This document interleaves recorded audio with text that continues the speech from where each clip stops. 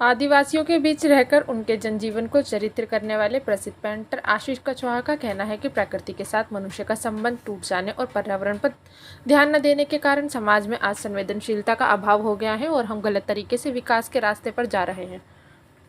उनका कहना है कि उनके इलाके में जंगल में रहने वाले किसी आदिवासी को कोरोना नहीं हुआ क्योंकि वे प्रकृति के बीच रहते हैं। ये प्रकृति की ताकत है जो हमें रोगों से बचाती है। मध्य प्रदेश के मांडला के चित्रकार की श्री कछवाहा ने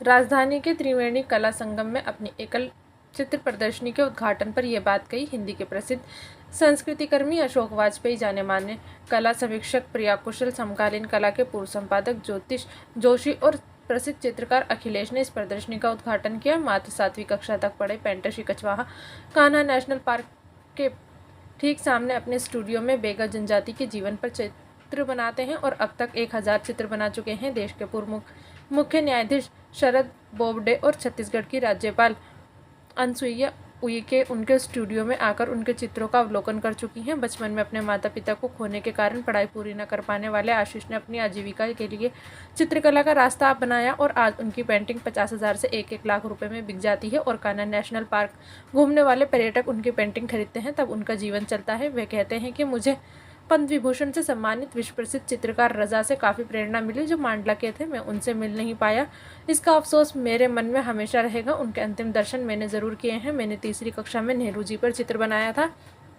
उसे स्कूल में पुरस्कार मिला, तब चित्र बनाने का सिलसिला शुरू हुआ। वे कहते हैं कि उन्हें जंगल में रहकर आदिवासियों के बीच पेंटिंग करना अच्छा लगता है। वे पहले बाघ की पेंटिंग बनाकर बाघ बचाओ का संदेश देने का काम कर रहे थे, पर अब उनका ध्यान पर्यावरण और प्रकृति पर है। उन्होंने अपनी पेंटिंग में चटाक रंगों का इस्तेमाल किया है। उन्होंने बताया कि कोलकाता, पुणे और नागपुर में उनकी एकल प्रदर्शनी हो चुकी है और देश के कई शहरों में ग्रुप प्रदर्शनी लग चुकी है।